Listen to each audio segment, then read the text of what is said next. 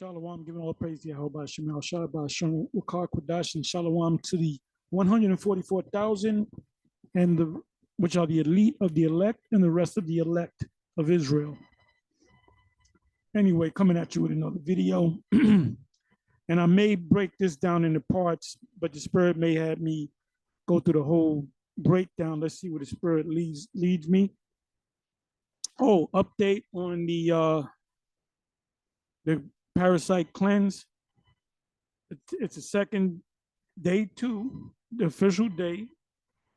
I started on a unofficially I started on a Sunday, but I officially started it like the meats and dairy and eggs and all that stuff I didn't eat on a Sunday, but the official start date was on a Monday. So you can say this is my third day in, but officially this is my second day in. So today is Tuesday. And I got out about 6:30-ish and did a 2.5 mile walk, which took me about, depending on my pace, anywhere about 50 minutes. Sometimes if I'm walking fast, it'll be 45 minutes or so. Sometimes I'll do a 3 mile. That'll be closer to an hour, 55 minutes or so, depending on my pace. So after that, I did a couple of videos, and I drank the teas, the 2 teas, or detox teas, and that was between 9 and 10 o'clock, 10:15. I did a few things. I came back. This is right now. It's almost 5 o'clock in the afternoon, but I would say maybe an hour and a half ago, maybe I kept going to the bathroom. This stuff makes you go to the bathroom because I'm regular. If I eat 2 meals, I'll go to the bathroom 2 times, sometimes 3 times in a day. I'm very regular, but I had went to the bathroom. I only had 1 meal, which was basically a green smoothie, maybe some cashews, not too much, not any real solid food. And like I said, maybe an hour and a half, 2 hours ago, I started going to the bathroom, number 2. So I went to the bathroom, I think 4 times. And a lot came out. So it like I said, I'm regular, but I was regular to the 10th power today. So that didn't happen the first day, which was Monday. So the second day it happened. So let's see what happens on the third day. So now on the third day, which is going to be Wednesday, I'll prepare it tonight before the sun go down, because the Sabbath comes in at night. So I'll have it that morning, and then that Wednesday night I'll prepare it and have it for Thursday. And then on what I could do is prepare it on a Thursday before the sun go down and deal with the Day of Atonement and not touch it, because normally I'll drink it, the detox in the mornings. I'll prepare it that night before and I'll drink it in the morning. So I can prepare it before the sun go down Thursday night and then drink it that Friday night after the sun goes down. Because you can't drink anything, of course, on the Day of Atonement, but you can drink it on the regular Sabbath. So I'll prepare it tonight, Tuesday night, for tomorrow. So I'll let you know what's going on, what happens tomorrow.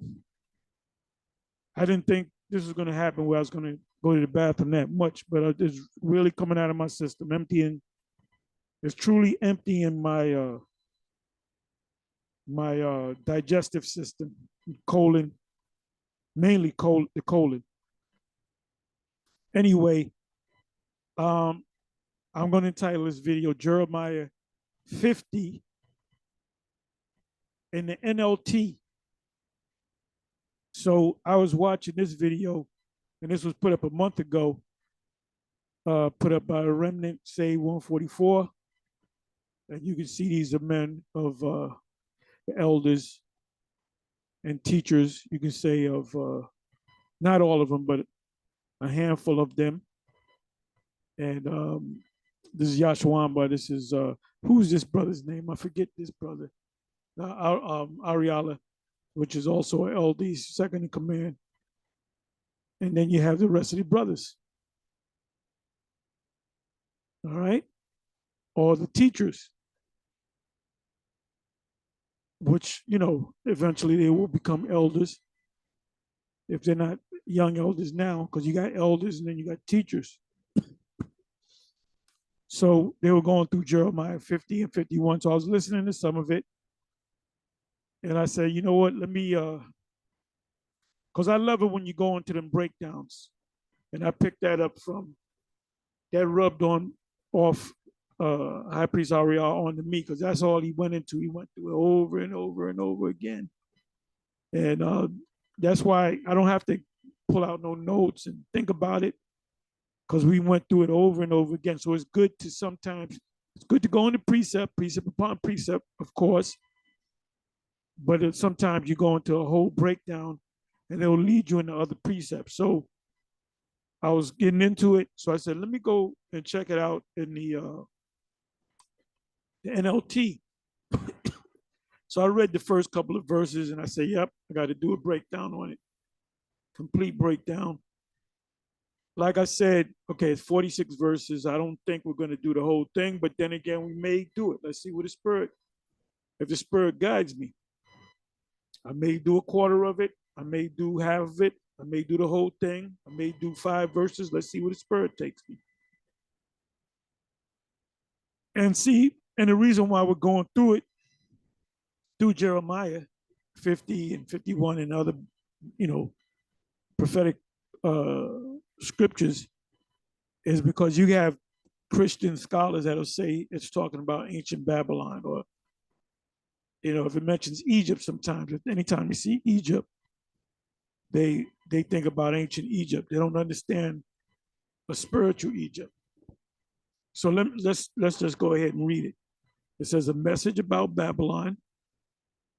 The Lord gave Jeremiah, the prophet, this message concerning Babylon and the land of the Babylonians. You go to any, what do you call it, Bible commentary, they're going to talk about ancient Babylon. They're going to go into ancient Babylon, Nebuchadnezzar, Daniel, Jeremiah, they wrote, you know. So that's as far as they know. They're not going to say, you may find one or two, but for the most part, they think this is a prophecy of ancient Babylon being destroyed.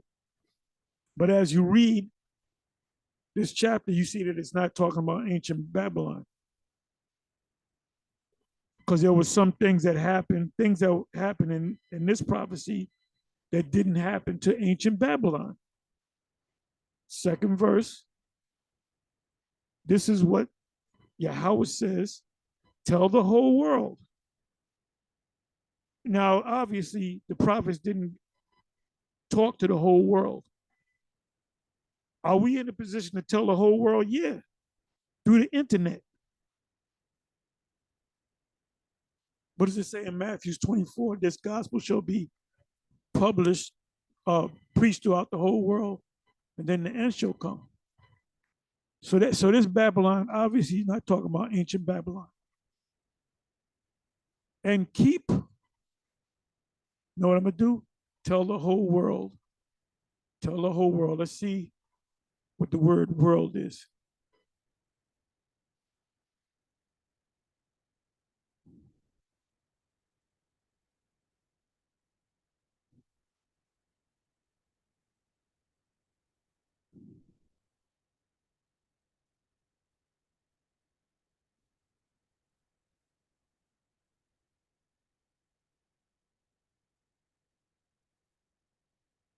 Okay, this is obviously going back to the King James. If you want to Going to the Hebrew, it takes you back to the King James translation.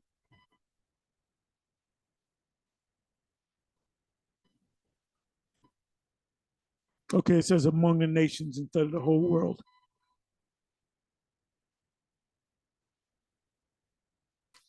This is what Yahawah says, tell the whole world and keep nothing back. Raise and signal flag to tell everyone that Babylon will fall. Obviously, the prophets didn't tell everyone on the planet. Her images and idols will be shattered. Her gods, Bel and Marduk, will be utterly disgraced. Now, you know the super elite, the gods that they worship are the gods from the ancient world, the Canaanite, Babylonians, Assyrian gods.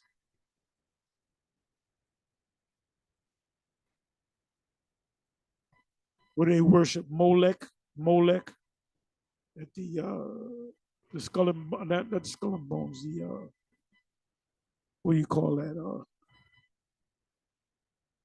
The grove. It says that's in California. I think it's Napa Valley, California. The Bohemian Grove. And when you look up the word Bohemian, it means somebody that does something different than the majority of other people around. Like everybody celebrates Christmas, December 25th, Easter, Christopher Columbus Day. Well, Bohemians won't celebrate those days. They'll celebrate other days.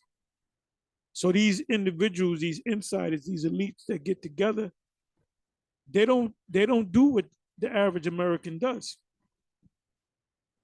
They might do it in front of them on TV. They went to church and this, that, and the other. They might say they believe in Jesus, but really they believe in these ancient gods. So it says, for a nation, third verse, for a nation will attack her from the north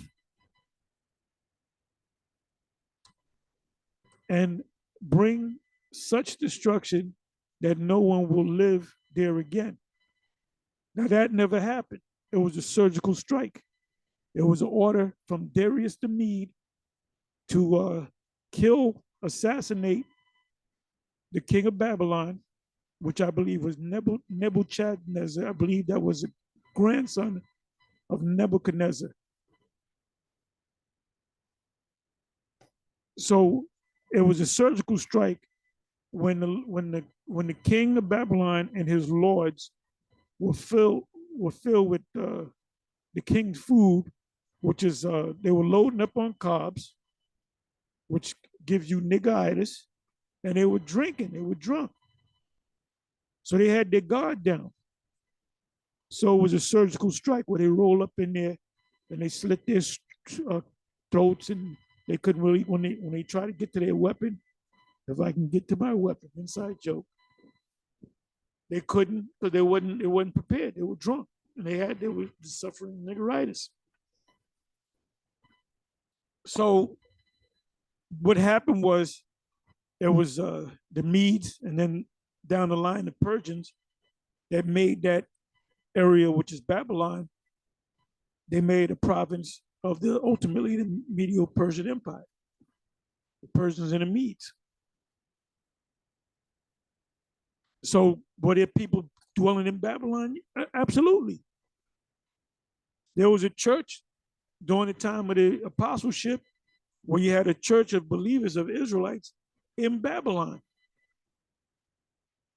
That's what Peter said. For a nation will attack her from the north and bring such destruction that no one will live there again, ever again. So we know that it's not talking about ancient Babylon. And that nation of the north ultimately is talking about the former USSR. What is it? The USSR, United Socialist Soviet Republic, I believe that meant USSR.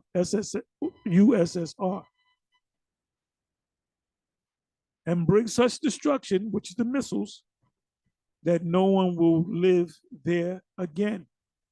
So what I may do is go to the commentary. Matter of fact, you know what I'm gonna do? Let me do this.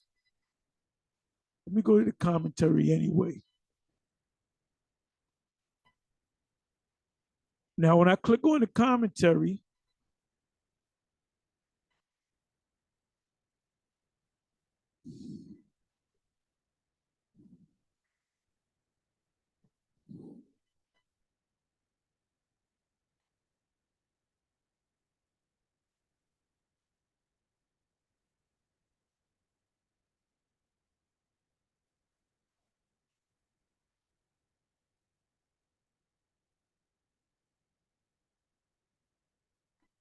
bear with me for a minute.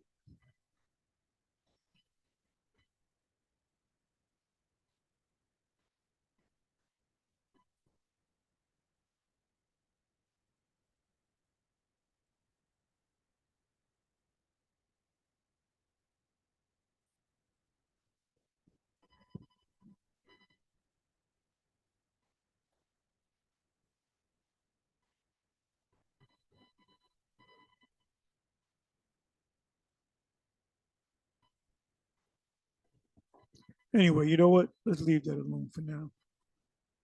See if we can come back.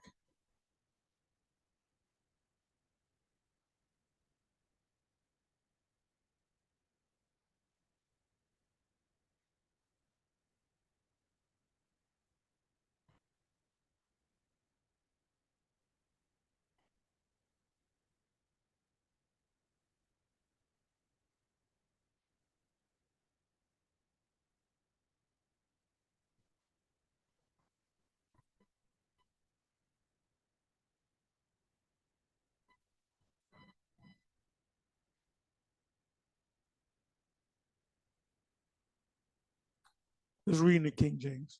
For out of the north there cometh up a nation against her, which shall make her land desolate, and none shall dwell therein. They shall remove, they shall depart, both man and beast. So what I want to do is go into the commentary.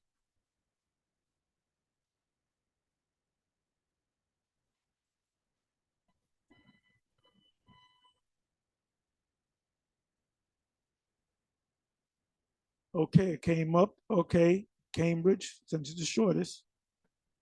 Out of the north, characteristic of Jeremiah, but meaning with him first, the Scythians. Oh, I can't believe they said that. So they are saying Russians. They are saying the Russians because the Russians were known as the Scythians. And they were the first Russians were Israelites. And then the Babylonians, whereas the Persians were here meant. Let me read that again. Out of the north, characteristic of Jeremiah, but meaning with him first the Scythians. Who are the Scythians?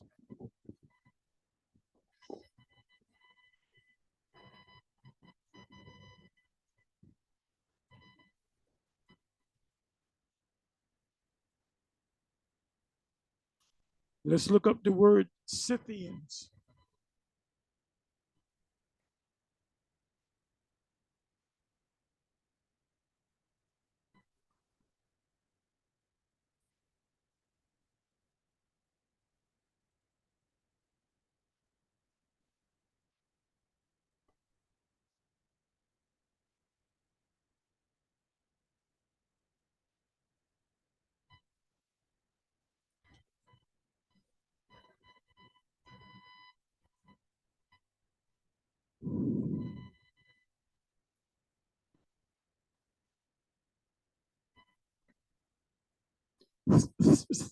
Scythia.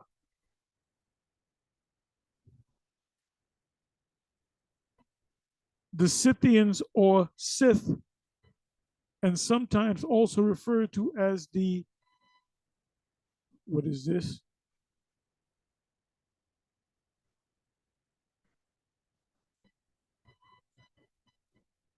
Pontic Scythians were an ancient Eastern Iranic equestrian nomadic people who had migrated during the 9th and 8th centuries BC. Doesn't tell you about the Russians.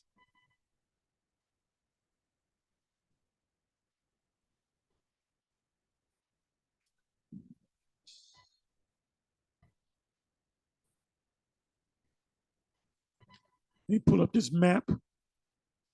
You got to go into maps too. You can't go to description and mention a place. And then somebody said, well, where's that located? You have no idea where it's located.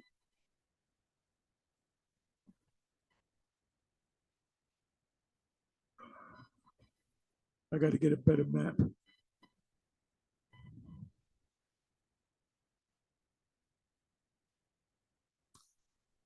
Okay, so this is best describe it.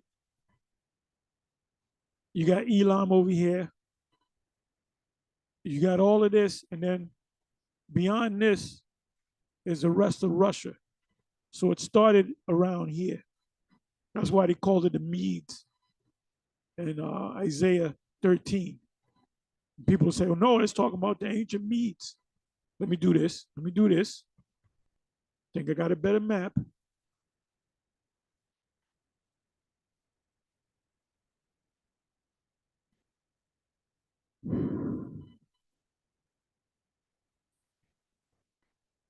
Okay, so that's the Roman Empire, and this will be Russia today, but this was no man's land.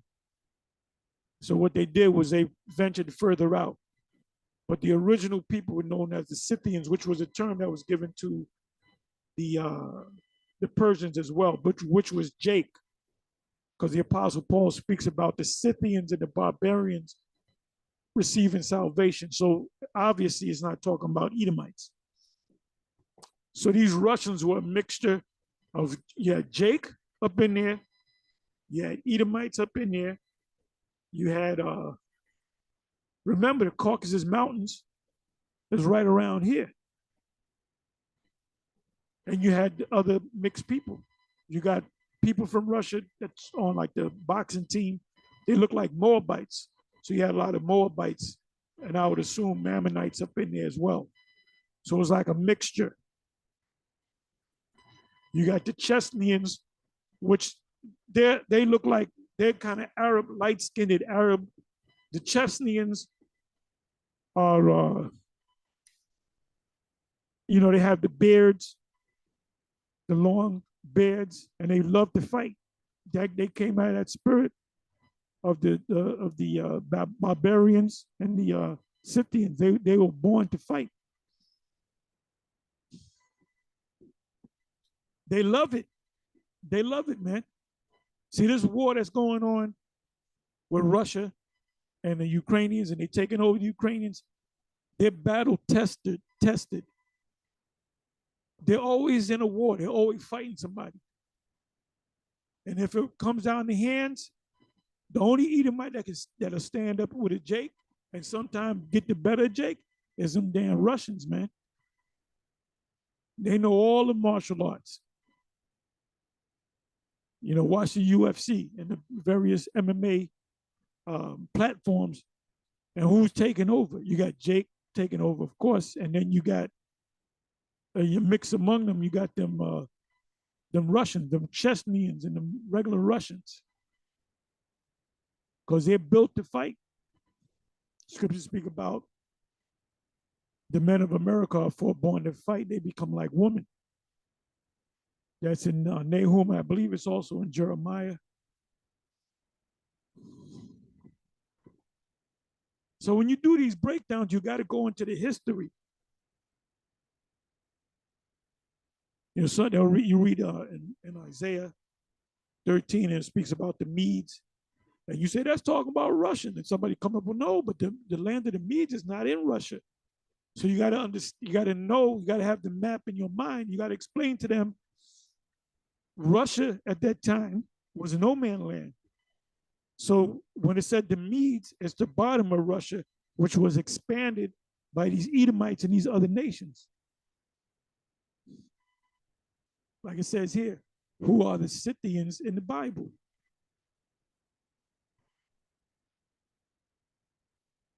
I thought it was going to give me a precept. What was the Apostle Paul? All right, let me read that the Scythians were the first of numerous waves of warriors, because they're warrior built. They as kids they learned war, all type of war, hand-to-hand combat, missiles, swords, bow and arrow, on horses, who swept westward over the vast Eurasian steppes, which extended from Mongolia more than 4,000 miles to the Carpathian Mountains in Europe. That's where Vlad Tepes is from, the Carpathian Mountains. And Vlad Tepes, that's Lahab in the reincarnation. Well, that he comes in the spirit of Lahab, you know, one of the seven. But that's Vlad Tepes, which was a Jake. The story of Dracula are Jakes. The Monsters, this goes before your time. There was a comedy series called The Monsters, with Herman Monster was the father. They were Israelites. And to show you in one of the episodes that they said that they're the Byzantine. We were the Byzantine fighting against the Turks. Grandpa was showing like a film of them fighting against the Turks. Now I remember that as a child. And it kind of stuck with me. So I said, well, wait a minute. The monsters from the comedy TV series are actually Jakes. That's why people were looking at him all funny. Because the scriptures say we are peculiar people, right? So that's all I need. Third verse. For a nation will attack her from the north and bring such destruction that no one will live there again. Now, this is the first time me going into the NLT. I did this breakdown before in the KJV, but you can see the difference. Everything will be gone. That didn't happen in ancient Babylon. So if you argue with a scholar about it and they say, well, let's talk about ancient Babylon, and you go into the history, they said, what happened to the king of Babylon at that time? Who put out the order to kill him? And if they know anything about the biblical history, they would say Darius the king of who? The king of the Medes. And then when you go into the history, it was a surgical strike. So how did it destroy everything? And it wasn't inhabited again. So it's not talking about the same Babylon. Everything will be gone. That's America. Both people and animals will flee. They're going to be destroyed, actually. The ones that know better, they're going to flee. The ones that don't know, they're going to stay here and take it. They're going to take the missiles. Hope for Israel and Judah. And those coming days, saith Yahawah, the people of Israel will return home together with the people of Judah. They will come weeping and seeking Yahawah, their power. So when did that happen? During the time of the Babylonian Empire, the ancient Babylon? It never happened. When did the 12 tribes come back together, the two kingdoms? In our time. So this Babylon is more proof that this is not ancient pagan Babylon. That this is America. The gathering is in America. You know, you have no business being out there in Africa. You don't need to be out there in Africa or South America. Ain't nothing panning out there. The place, your concentration is supposed to be here in America. Because salvation is coming for the elect in America. They have Africa, the Israelites out there don't have to worry about being saved because the missiles are not going to hit them. They will ask the way to Jerusalem, meaning you're going to start seeking out the scriptures and listening to the prophets. And we'll start back home again. they will bind themselves to Yahawah with an eternal covenant, ultimately the new covenant, that will never be forgotten. My people have been lost sheep. Their shepherds have led them astray.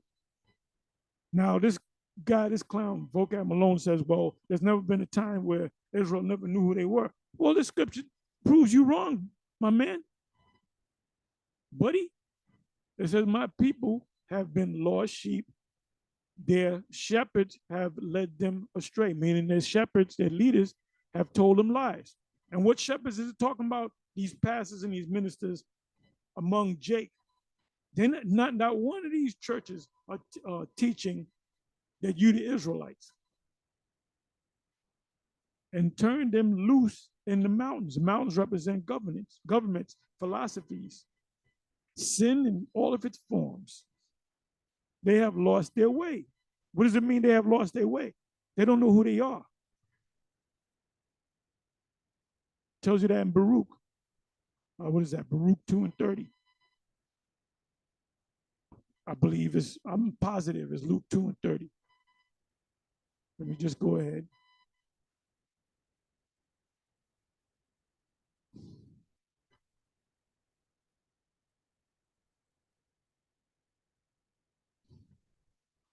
I meant to say Baruch. Did I say Baruch?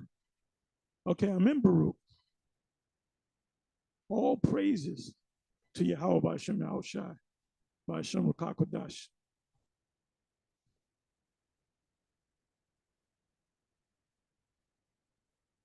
What I want is a whole chapter.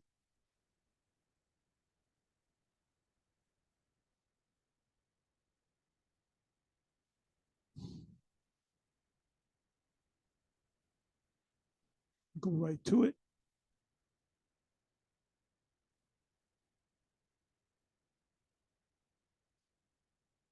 I don't read all into it. I'm just go right to the point.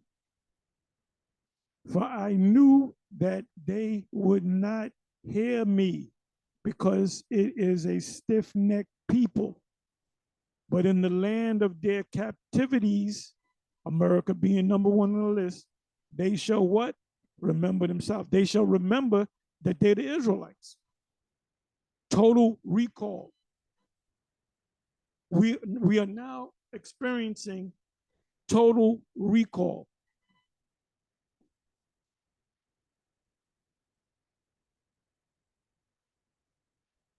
Bear me for a minute.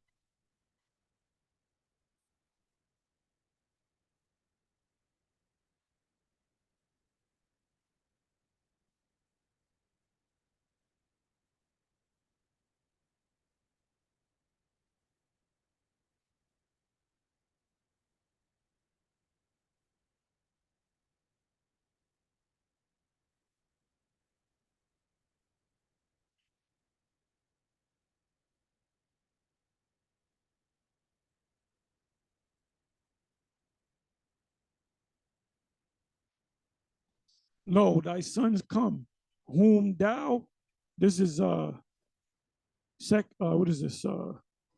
Baruch, I'm sorry, Baruch just be 4. I knew it was 4. Baruch 4. I may want to read a couple of verses above this.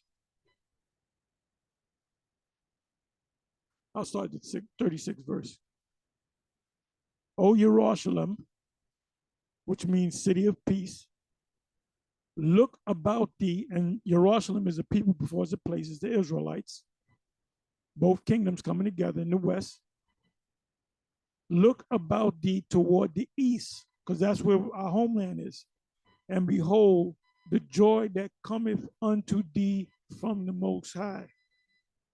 Lo, thy sons come, whom thou sentest away. Deuteronomy 28:68. They come gathered together from the east to the west by the word of the Holy One, rejoicing in the glory of the Most High.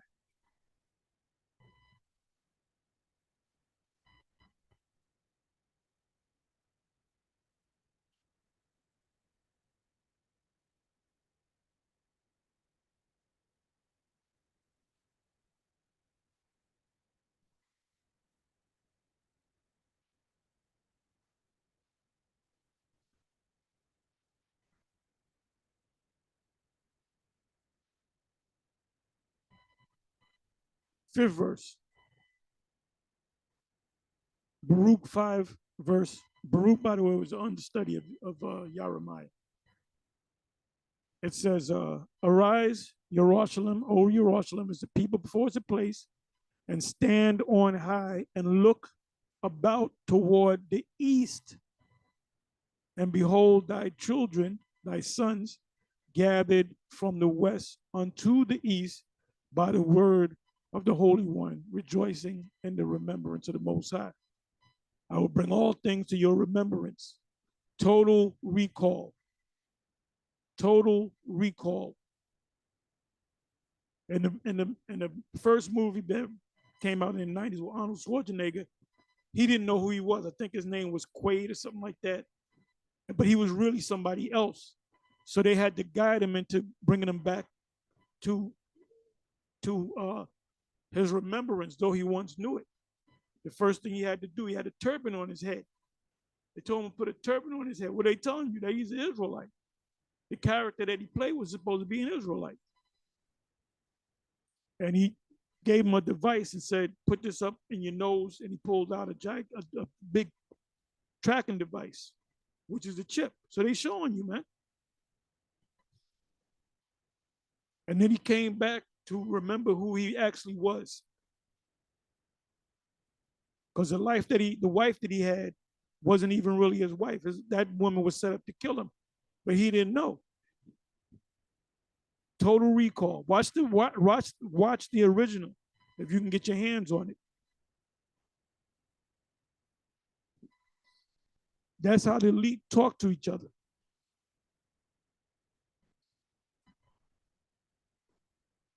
So let's read the 6th verse again.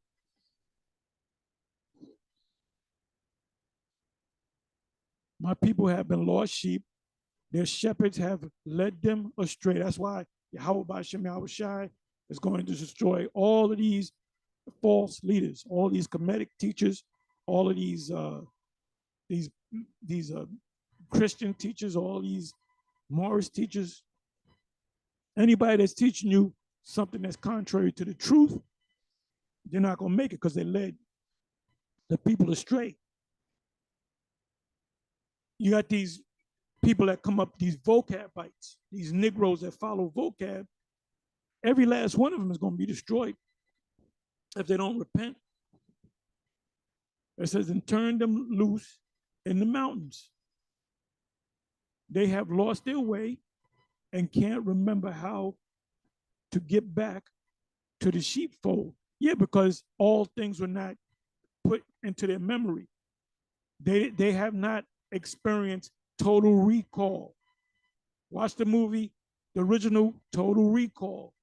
And there's a process of him coming back to his remembrance. They were playing a mind game on him like they're playing a mind game on you. So you can be Kemetic all you want, but guess what? You're going to get the chip. You can be a more all you want. Guess what? You want to buy and sell, you better get that chip. 7th verse. Let's see how far I'm going to go with this. All who found them devoured them. So we were enemies to the world. Their enemies, which are all the nations, the list is in Psalms 83. Number 1 on the list is Edom. Number 2 on the list is Ishmael. And then you got Jake's following Ishmael's God. We did nothing wrong in attacking them, for they sinned against the Yahawah. They ain't right any damn way. Their true place of rest and the hope of their ancestors. That's why Elijah had to come back to do what? The fathers turn the fathers to the children, heart to the fathers to the children, heart to the children to the fathers. So it says their true peace of rest and the hope of their what? Ancestors. So we got to get connected back to our fathers because we are fathers reincarnated. Reincarnation is biblical. If you can't see it, it's because the Most High is not with you. The 8th verse, but now flee from Babylon, which is this place, the U.S., leave the land of Babylon. Now, what does it mean? It doesn't mean flee to another country. It means that we're going to be lifted up. When the ships come, and we get lifted up in that major ship the size of a mountain, that's what it's talking about. Come up hither.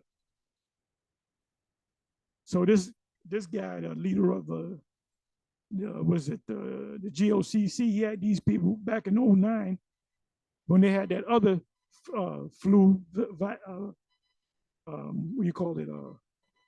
They were giving out vaccinations. They had people all going crazy. And he told us people in the congregation got to flee out of America because this is Babylon. And they fled and they got caught out there. And you still got clowns dealing with this guy. But he ain't nothing but a stumbling block. So that's all right. It said, like male goats at the head of the flock, lead my people home again.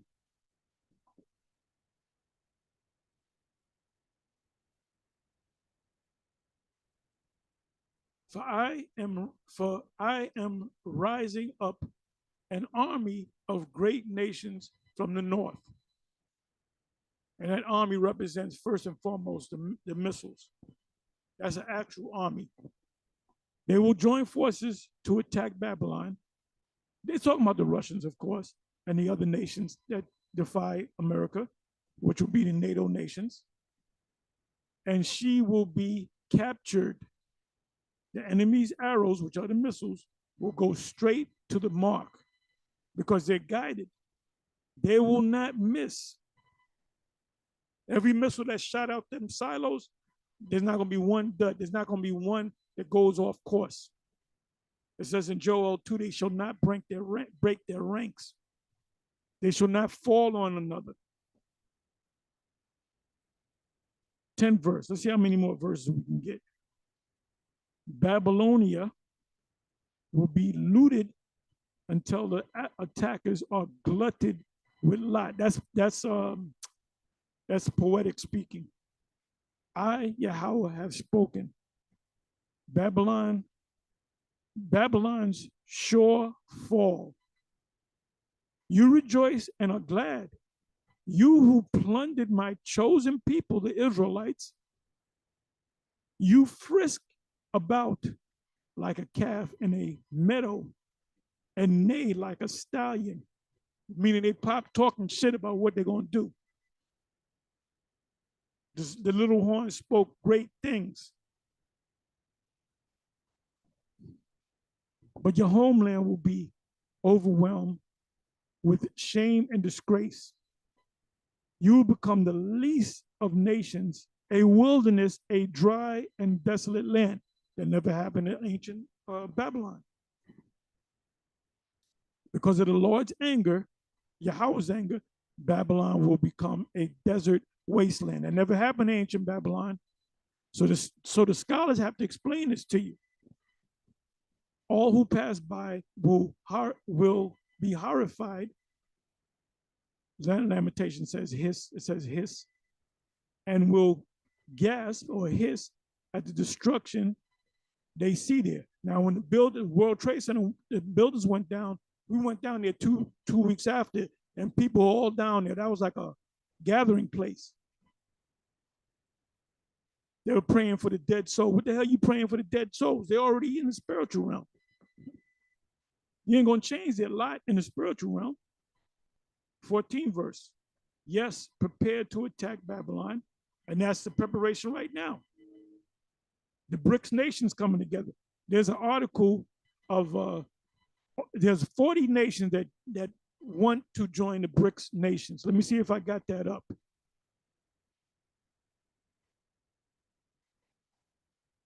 There we go. BRICS could become a global force as at least 40 countries want to join the bloc, the BRICS nations. That's to counter NATO and the EU, America and Canada.